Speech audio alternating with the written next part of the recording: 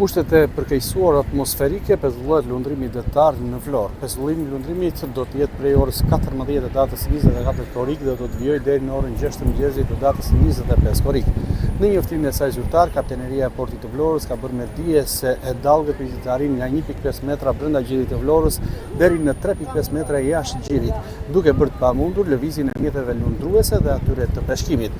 Pezullimi i lundrimit detar do të jetë edhe për zonën e Dërmiut dhe Himarës deri në orët e para të mëngjesit të ditës së nesme. Ndërkohë për sa i përket tragedit të linjës Vlorë-Brindisi, ai do të vijojë të operojë normalisht në itinerarin e përcaktuar.